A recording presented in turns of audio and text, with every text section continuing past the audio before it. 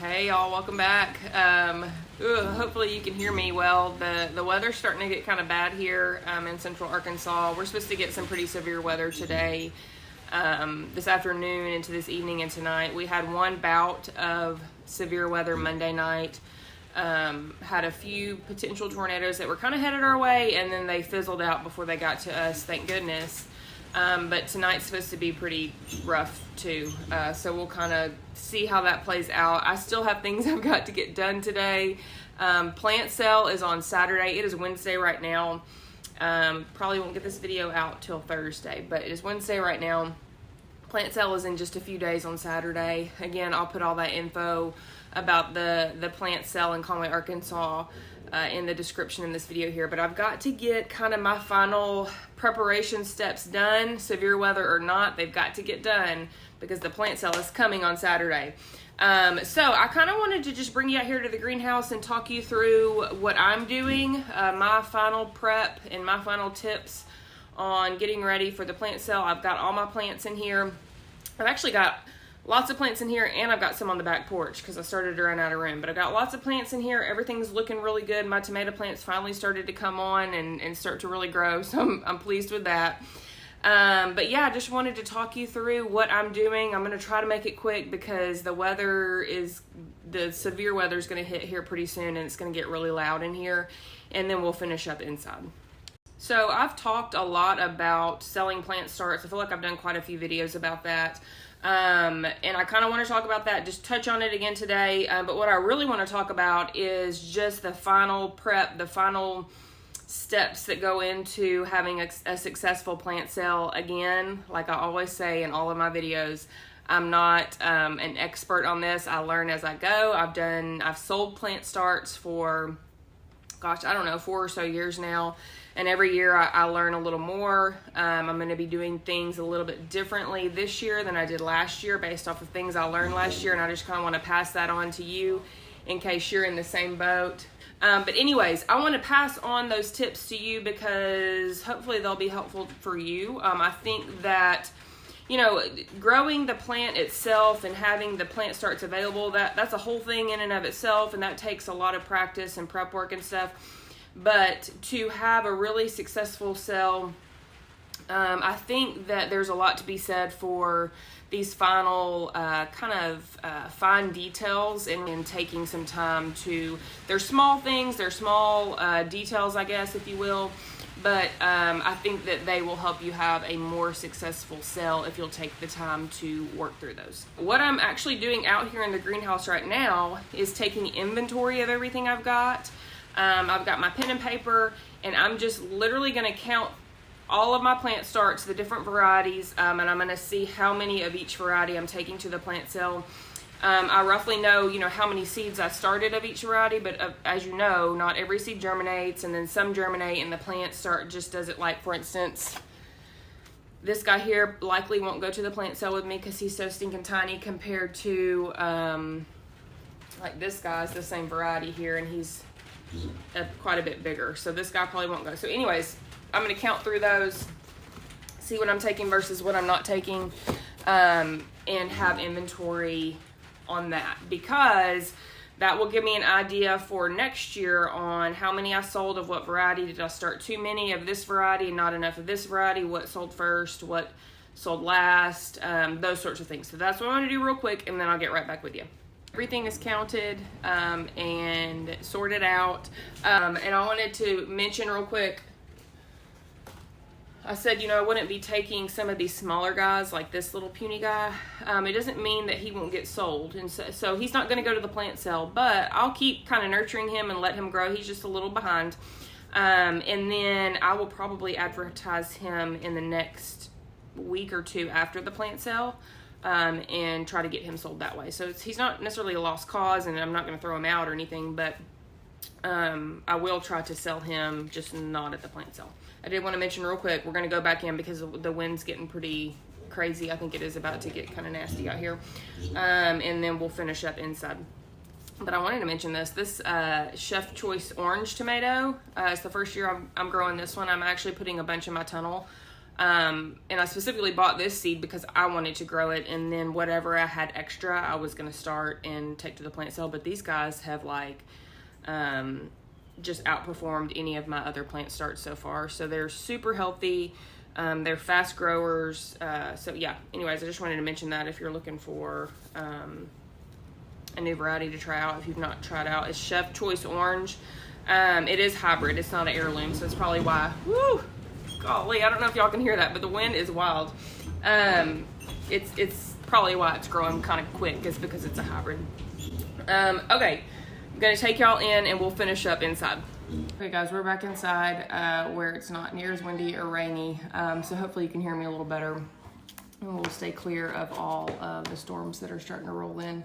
One of the things that I'm doing this year that I've not ever done in the past are these little info cards that I made. I made these on Canva. I use the Canva app a lot. If you've not ever used it, I definitely recommend checking it out. I don't pay for it. I use the free version. And I made one of these little info cards for every single variety of tomato and pepper and herb and flower that I'm bringing. And so what I'll do is have these sitting in front of the specific variety. And it just gives a little info. You could probably read that. Just gives you a little info about the variety, what it's good for, kind of what it tastes like. And then I put our little farm logo at the top just to try to make it look a little more professional. I printed these out on our home printer, and then they look laminated. They're not really laminated. These are just those, I think I have some over here. Hold on. These little self-seal laminating sheets. It's basically like a giant piece of tape. So that way if they get wet or damaged in some way, you can just clean them off and they'll be good for the whole day. So I'm doing that this year. I think one, it just makes things look a little more professional, and two, I just noticed last year I had people asking me a lot of questions, a lot of the same questions over and over again, which was fine, but it just makes it difficult for people because then they're having to wait in line just to ask a question when I could have that information available for the customer. So that's what I'm going to be doing differently this year that I think will help some. Another thing that I have done this week, I typically wait to determine my prices the final few days before the sale. The main reason for that is because I don't ever really know how big my plants are going to be and what my plants are going to look like until, a few days before the sale. Because, you just never know. They could go through this huge growth spurt, or, something could happen to them and they don't look as great as you want them to look. So I like to wait until a few days before the sale to determine my prices, okay?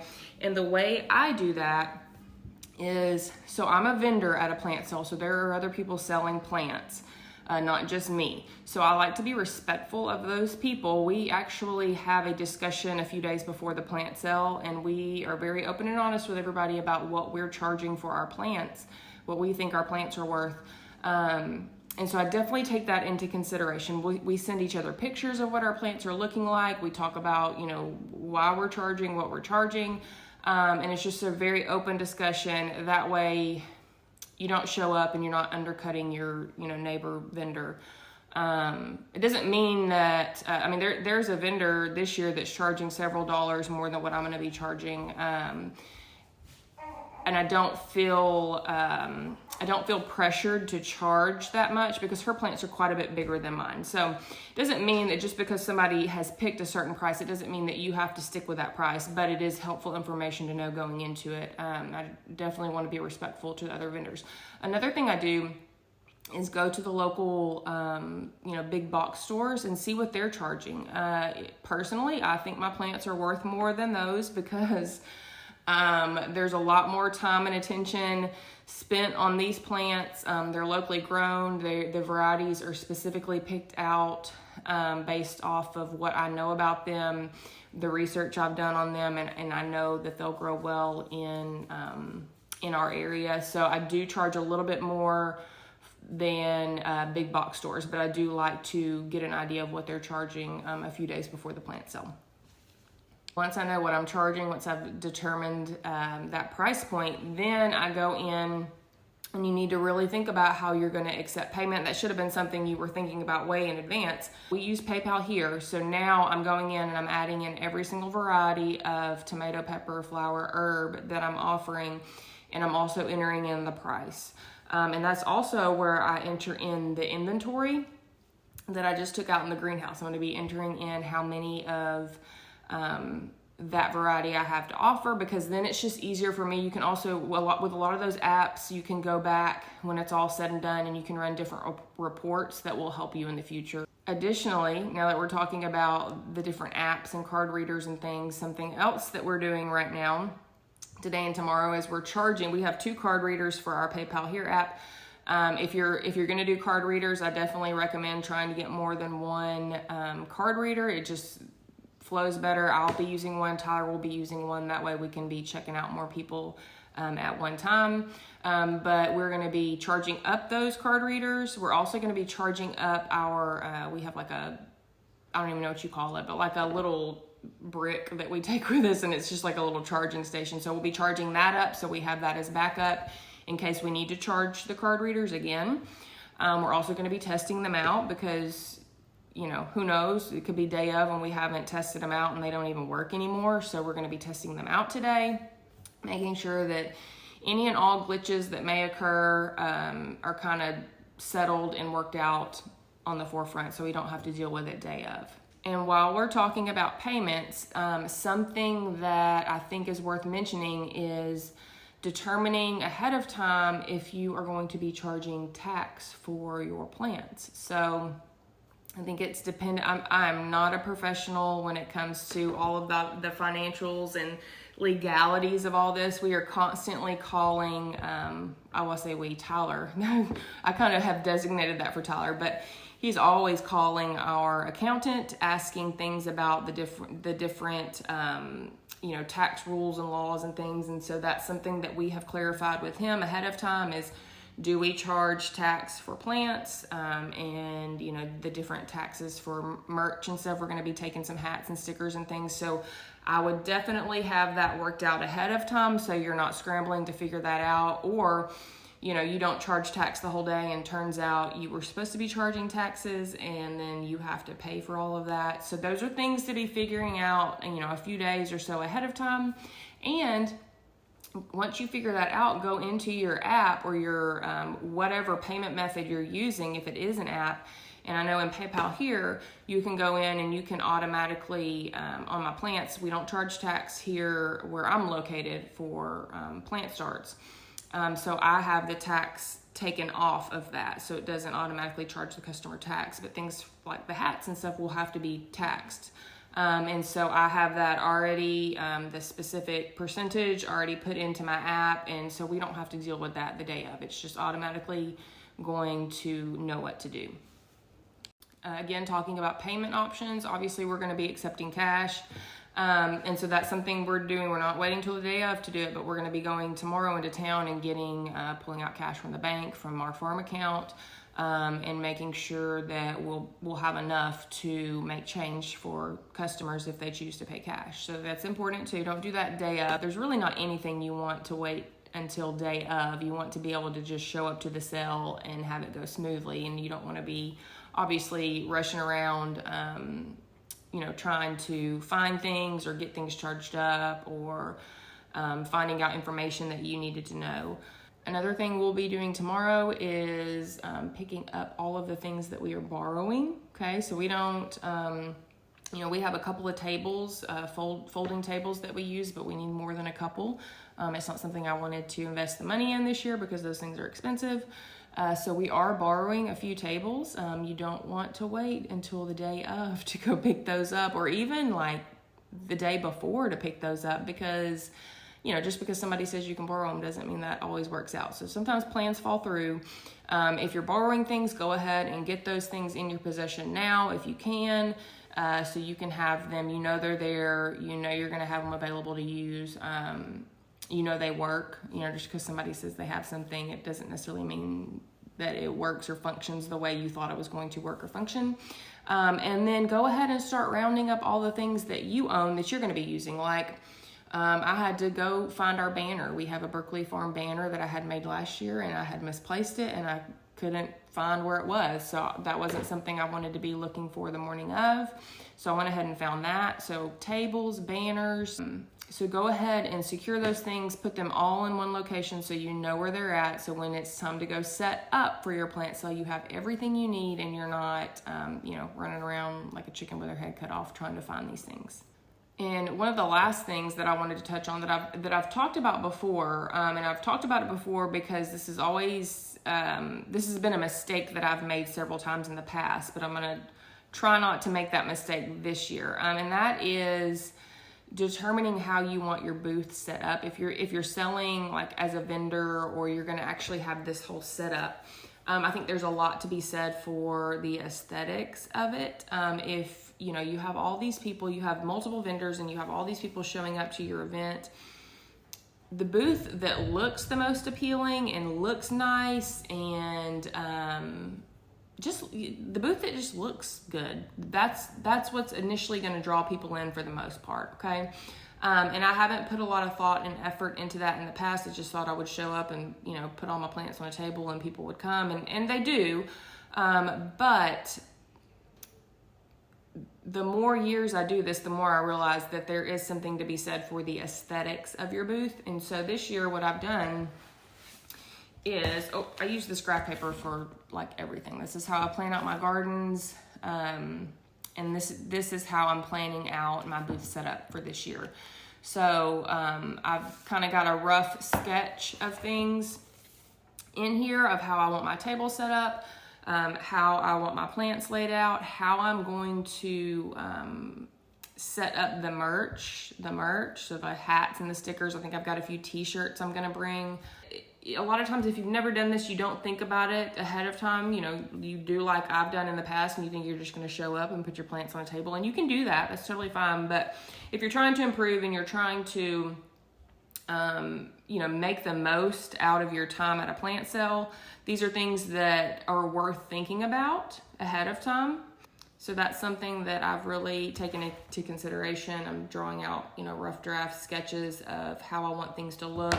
I have got a list of things I want to take just to make things look nicer. Baskets. I've got like this old vintage cart that we're going to be taking and putting things on. My little chalkboards to write stuff on. I think all of those things, they don't sound very important, or maybe they don't sound important to you, but I do think that they play a big role in helping draw customers into your booth. If it looks appealing, if it looks nice, people are gonna wanna check it out. Okay, y'all, last little piece of advice. If you are traveling with your plant starts, so if you're not selling your plants, straight out of your greenhouse or at your home, and you have to actually physically take your plant starts to a location like I'm doing, you need to figure out how you're gonna get them there, because traveling with hundreds or thousands of plant starts is not an easy task. There has to be a lot of thought and preparation that goes into that. Obviously, you don't want to make a whole bunch of different trips. You want to try to get the plant starts to the location in as few trips as possible. For us, that looks like using our horse trailer. Thank goodness we have a covered trailer that we can put a whole bunch of plant starts in. We can fold down the seats in my car and put a whole bunch of plant starts in. But just because we have a trailer doesn't mean that it's gonna work. It has actually been sitting. I have not been riding my horse because I have been pregnant up until 2 weeks ago. So the horse trailer has been sitting, just been sitting. So we need to clean it out. We need to take a good look at it, make sure that the tires are aired up. There's no issues with it. You just never know when things sit for a long time. Sometimes things don't work. So that's something that we're going to be doing today and tomorrow, is making sure everything on the horse trailer is working properly so we can actually get the plants to the plant sale safely. Okay, y'all, I think that's it. I'm going to get to work on some of these things that I just told you about. Hopefully this is helpful if you are selling plant starts or you're thinking about it. Hopefully this is helpful information for you. These are just some of the things that I'm kind of thinking through and that I'm working through today and tomorrow. I'm going to get to work while we're not having to take cover for the weather. Hopefully I can get a lot of stuff done today, and then hopefully I will see some of you guys at the plant sale on Saturday. It's Saturday 10 to 5. 565 Front Street, Conway, Arkansas. It's going to be a whole thing: music, food, drinks, obviously plants, lots of plants, different vendors. So definitely make the time to come out there if you can. I will put all the information for the plant sale in the description in case you missed that. So definitely check it out. I hope to see you, and we will catch you guys next week. Bye.